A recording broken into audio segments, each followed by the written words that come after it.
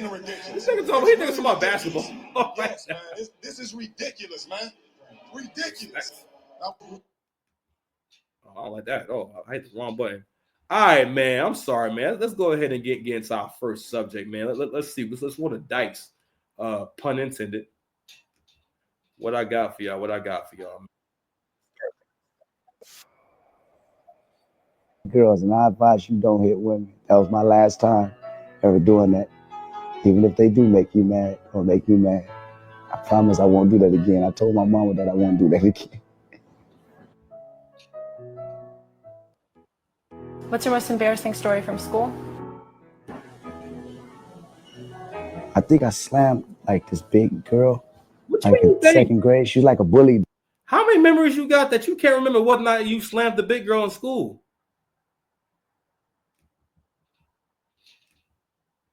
Though I don't hit girls. I do not hit girls.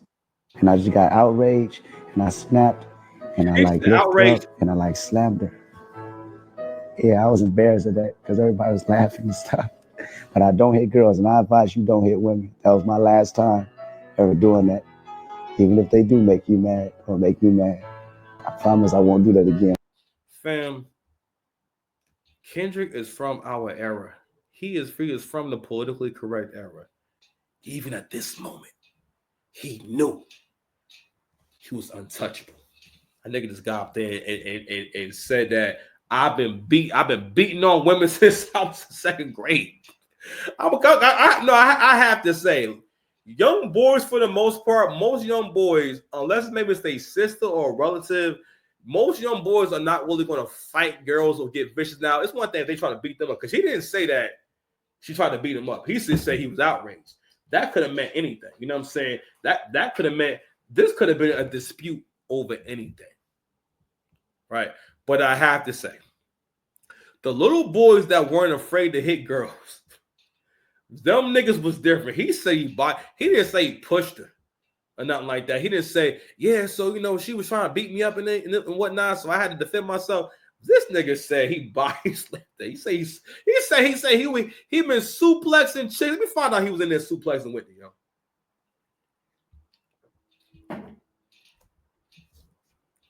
All right, man. Let's see what else we got here, man. For you hoes. Hoes as in men. I'm sorry, as in men. All right, sorry. Oh, I got one more to get into, but this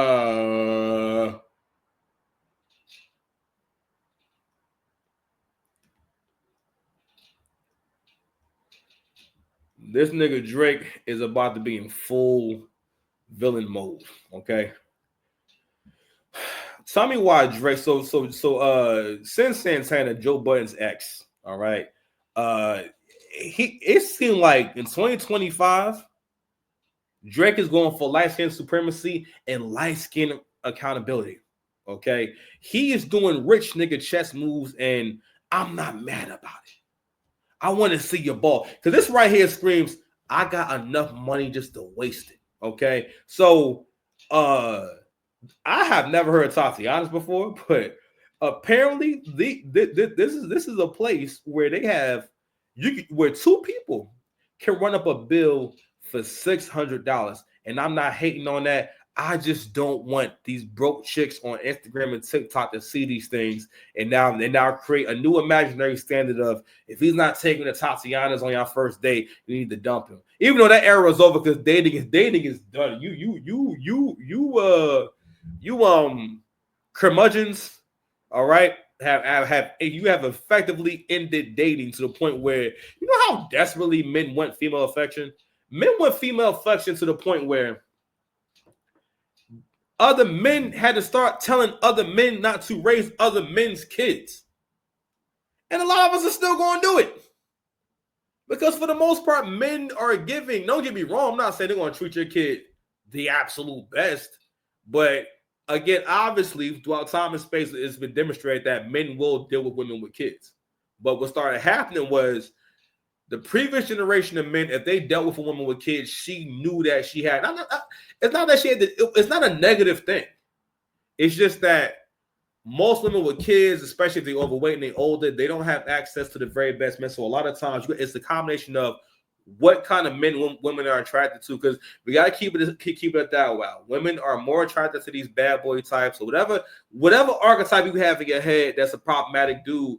They're more attracted to these guys for the fact that he's not going to have the same kind of rules and basic structure that will come from a productive black man. He doesn't have the same expectations, and most importantly, shout out to Angry Man, he is not looking to be the head of the household. He's not looking to be controlled. He's not looking to have the level of, basically, he's not looking for responsibility. You know what I mean? He's looking for a good time. You feel me? I'm trying to think. I want to put this in a good spot. And I want it to be special. I really want things to be special for y'all. I realized I got the smoke because I'm with the smoke. And I really enjoy holding that instant when I do my thing now. See, now I'm not seeing the smoke come to the camera like a special effect. See, I see the smoke. Hold on, see, I can see the smoke. Hold on, y'all. No, you don't see no smoke. Where's my random cans? I'm so lazy, yo. I'm the laziest man alive. Hold on, y'all. Give me a second. I'm so freaking lazy.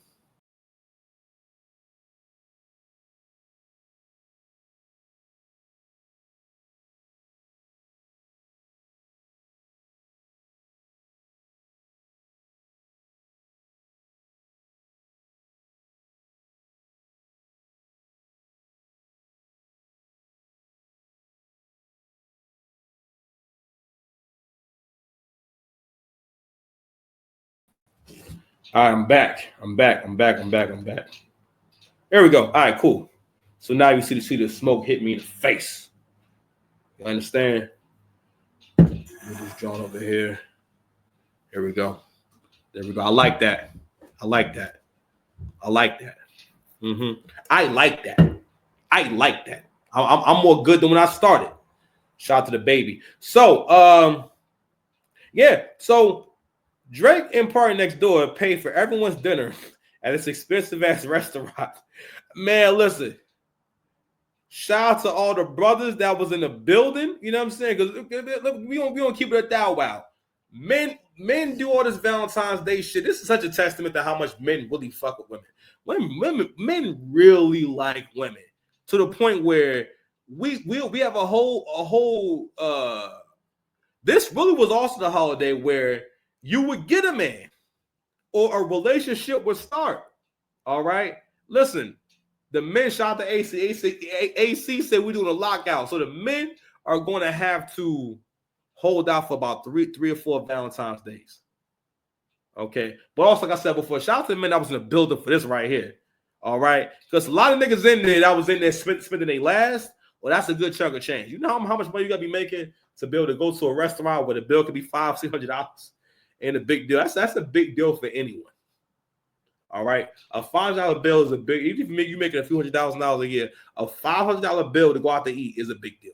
But shout out to y'all. Hope y'all enjoyed yourselves and whatnot. So they had Valentine's Day compliments to the boy. But getting back to that lockout, but what we gonna see next couple of years, the men gotta make them desperate. I mean, now Valentine's Day is always dry. You know what I mean? Because you knew it was dry once women started doing Galentine's Day.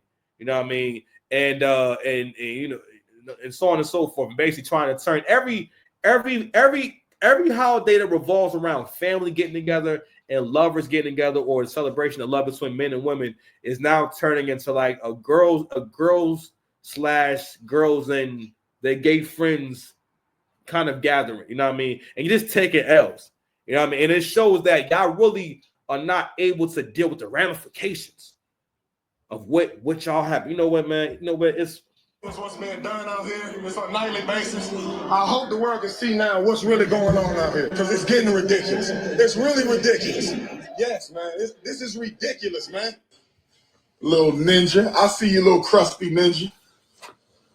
I see you, little crusty ninja. the type of energy I'm on. Stay strong, brothers. It's our time now. It's lockout. super duper drop Valentine's Day for the next 5 years. Even if you got a girl, don't get nothing on Valentine's Day. Don't get nothing on Valentine's. Because listen, we gotta do a complete overhaul and change all relationship laws. Okay, that's nothing that's going on too. Is a lot of women, you're not realizing the rules are changing back because the men always decide the rules of this shit. You decide the rules of like your body. You know what I'm saying? As far as how the relationship goes, we decide if you're in one or you're not in a relationship. Okay. Which also, again, like having a man that's committed to you, y'all starting to understand the value of having a good man around for your safety, for your well-being, for your companionship, for just manpower. Like the other day, lady I know asked me if I wanted her furniture, and actually I didn't want the freaking furniture, but I'm like, damn, I would have to be able to buy, spend $200 on the truck. I would need help bring everything up and down the stairs. I don't have nobody up here who I know was available to help me with that. You know what I mean? It's just, and honestly, at the moment, it's just like it's too much for me to put together. Versus like, yo, if I say like if my brother was still here and everything, you know what I mean? Just or say, I'm just saying, say if I'm with someone and she got a brother or a cousin and stuff like that. Family is super important because like you need family to get through life. Oh my God, I could not imagine if I didn't have my family. You feel me? Because what happens is what we start to really understand is that people getting the boost and getting the leg up helps with the overall outcome. Having people around you who support you and think highly of you and want you to think highly of yourself. Those people are really important in terms of your overall identity and how you come together as a person. You know what I'm saying? I was saying to my brother the other day, my boy, I said, one of the reasons why I think I can do all these things, I'm like, I'm crazy. I'm really crazy. I was thinking about how my plan came together. How like, when I plan to close my business, get my job back, secure that sizable income. Not only that, I have opportunities to move up, have opportunities to do different things within the structure where I work at. Lifetime benefits. I get healthcare for a lifetime. I get a pension for a lifetime. So as long as I'm alive, then I get Social Security on top of the millions I'm going to make here. But I secure that amount. The next thing I'm going to secure is my housing forever. So I'm trying to give me a few income properties. So no matter what, me and my family always have somewhere to go. Or always have, even if I got to live in the basement of one of my properties and whatnot, we always have somewhere to live at. You know what I'm saying? Somewhere to go. And so, you know what I mean? Always. Okay. So I'm securing all that. You feel me? So, anywho, let's go ahead and get to this next statement. But yeah, man, so we are entering a diabolical season of the boy. All right. Somebody, I saw this earlier, man. I want to share this too. I thought this was funny.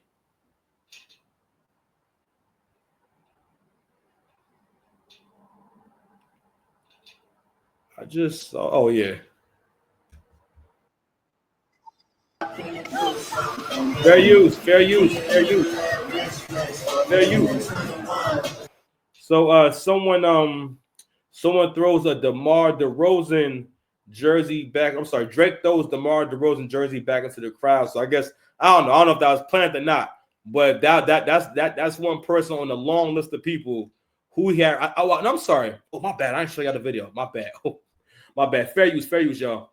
So this is Drake at a concert. So he's on his run. It's crazy, man. Like, you really can't listen to ninjas, man. You cannot listen to these niggas, man. Like, this nigga Drake is selling out shows all over the world by himself.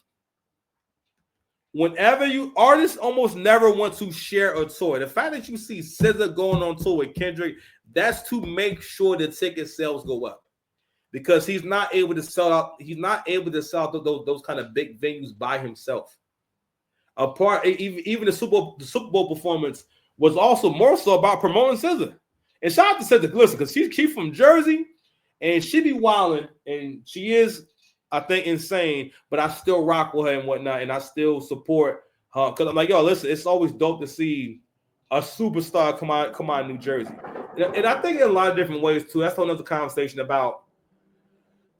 I feel like if there is a machine that's using us for shit, right? As far as like black folks go, because people starting to really realize like, Kendrick be race hustling, and his whole image, his whole just everything about him is based around your fantasy of pro-blackness and what it means to be black, what it means to, because being black for the most part, the first order of business with being black for most niggas is the concept of keeping it real.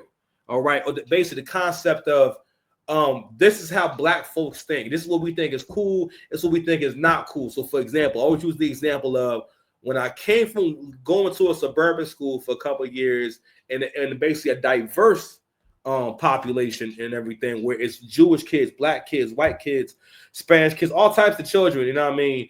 Which it was also tough, and those kids were rude too, but it was nothing like being in the school with just black kids. Okay, it's really like a war zone, like a psychological war zone. Like you can't be yourself whatsoever. Basically everyone's like an enemy, or you have a series of people. It's like you automatically go into hero mode. Like you have mad adversaries that you have to get through. It's always kids who stay back 2 or 3 times, so they're 2 or 3 years older than all the other kids. So I mean, it was like 12 and 13-year-olds in my grade and everything. So naturally, they're bigger and stronger because I'm 11 and everything. And they, you know, it was a 1998 to 99. Back when Usher was killing it, it was a tough time out there in these streets for an 8, 9-year-old. You understand? But anywho, but like I was saying,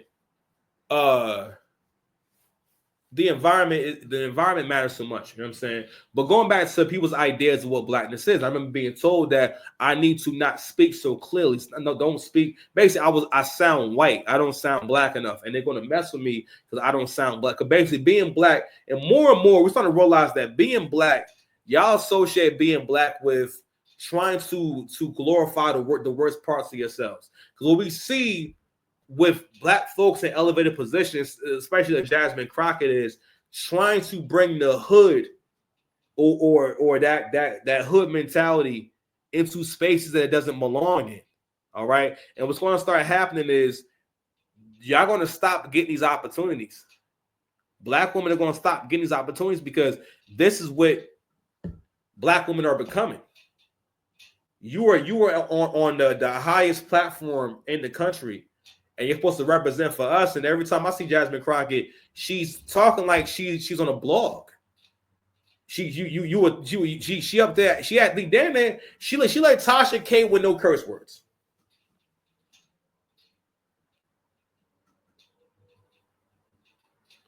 And this is Congress. This is the Senate. I'm sorry, I don't know the exact office she occupies. I know that she's in politics, but I'm just saying. This is what it is. You understand? So.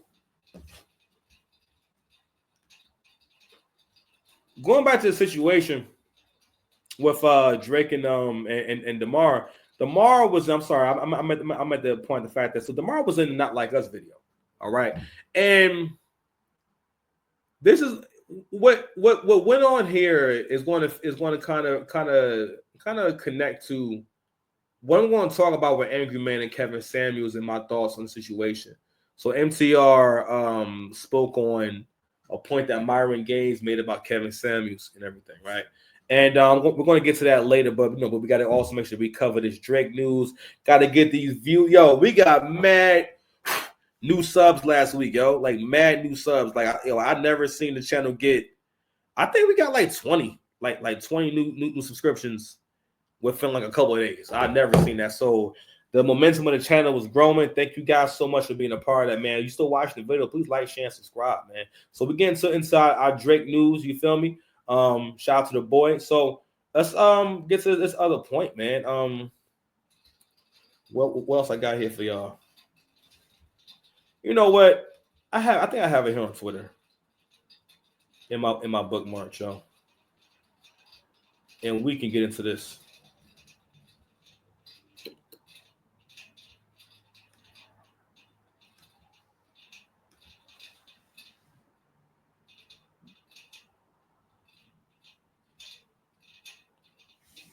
I want y'all to watch this video real quick, okay?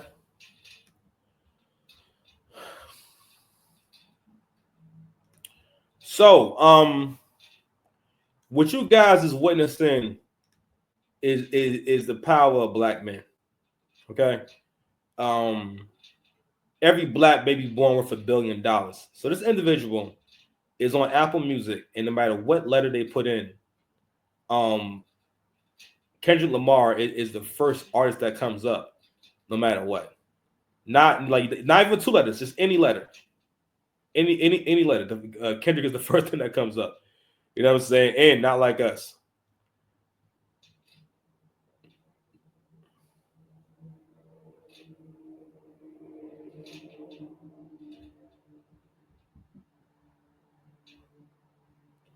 So I believe the person also turned on their listening history, I think, or turned it off, I think. I'm trying to see what's going on here.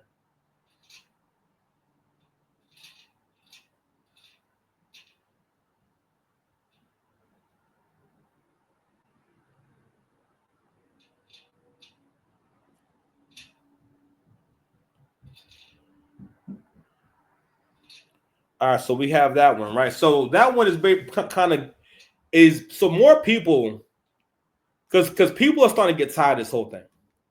What I've been saying in these other episodes is that with the kind of music Kendrick does, the space that Kendrick operates, it's not the hit maker space. It's not the top dog space. He's always been number 2 or 3.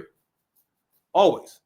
That's not a bad position to be in, because when you're number 1, people expect hits from you. No one expects a hit from Kendrick, because Kendrick has conditioned you to enjoy hearing him rap and enjoy the songs that he puts out. And you know what I'm saying, because he doesn't really make those kind of records.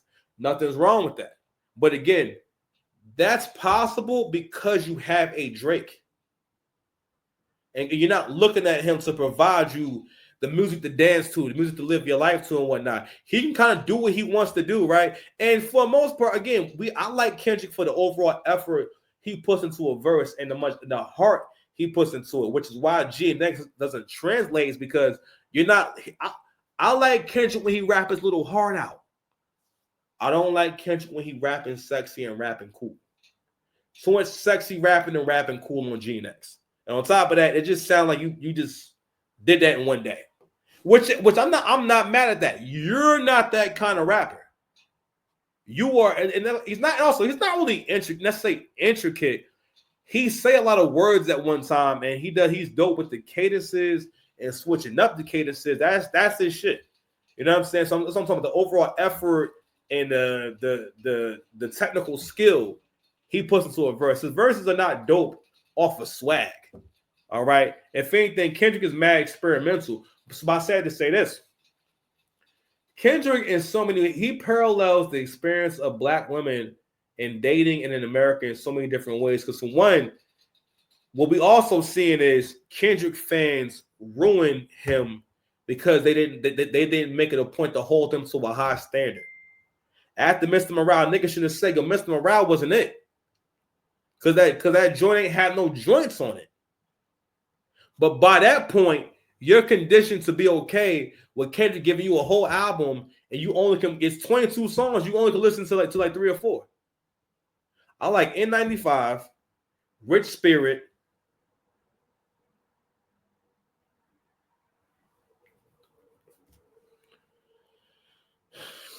this is the shit what he's singing. The one. I hope I'm not too late. That one he's not even rapping on. You know what I'm saying? Hope I'm not too late. I'm saying, like, you know, that and the shit with Sampha. I thought that I think it's Sampa or Sampha. I thought that was pretty dope. But I'm just saying, like, you saying it's your last album, and that's how most people felt. It wasn't really a good album because it's not good music. It's like, I'm sorry, you're not gonna keep telling me, you're not gonna redefine what entertainment is. Because again, whenever we start to change the rules or make up new rules for people that we like, where everything gets out of whack and you ruin people like that. One of the reasons why I'm good at what I do is because of the feedback and people being hard on me. All right. And over time, I got to where the standard I set for myself outpaces the critiques I could get. But with that being considered, I became cooler. I present better. I speak better. Listen, at the end of the day, I may dish you in the comments for talking about how I speak and whatnot. But from time to time, I will stutter or I'll stammer and whatnot. And listen, I still want to be better for the people who give me their time. And if I am stammering and stuttering, everyone does that. I may maybe don't have my thoughts together or whatever. You know what I mean? But people mostly say that shit when they don't like what I'm saying because I said that. Divestors never prosper. But let's get back to basically, essentially, they are trying to shadow ban this new Drake album. So if you're unfamiliar with what shadow ban means basically when rather than the algorithm pushing you, when you post new things, people are not able to see it. So you'll hear people on social media talk about that a lot, where they post things and it never gets any likes or never gets any views and whatnot, and despite having a lot of followers of people who are looking for it. You know what I mean? So people always theorize that the algorithm is kind of attacking you. So the people who are controlling the platform are making sure that your album or your post or whatever it is not being pushed. Drake and Party Next Door are huge artists that people are looking for. So despite being shadow banned, they're still doing crazy numbers. All right. So this person wrote in this comment, she says, "Tell me why this is up next when I've already done this whole Suggest Less from Kendrick and that song, and I'm listening to this Party Next Door and Drake album." A lot of people experience having a Kendrick Lamar song in your playlist despite not playing the song. Not like us was in my on repeat. A lot of people on repeat on Spotify is songs you play at least a few times. You know what I'm saying? I don't think I even played Not Like Us one time. I think I played the GNX album once. One time and a half. I'll look on my damn on repeat. And and it had GNX songs on it. I'm like, bro, I didn't play these songs. I'm not sure how many times you gotta play a song for to get to that playlist, but that wasn't the case here, sir. Let me see. I want before I get to these two videos. Give me.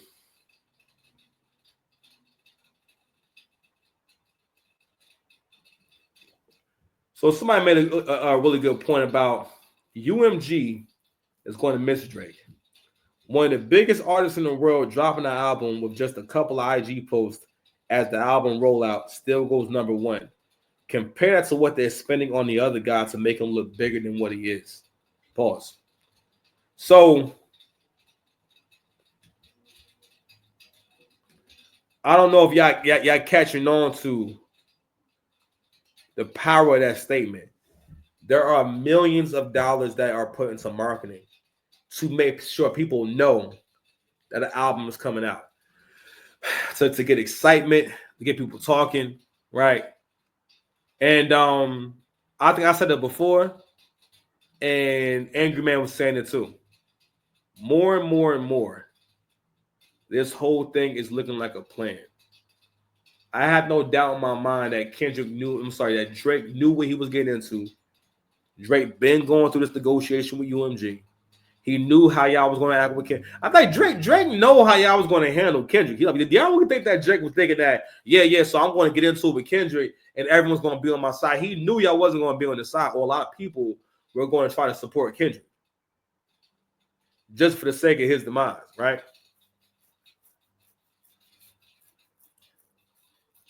He already knew. So we starting to understand more and more why he keeps mentioning Taylor Swift.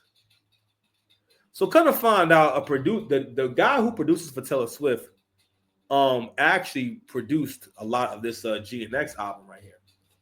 And that's why it sounds how it sounds. Let me see if I can find y'all that bookmark real quick. Hold on, y'all.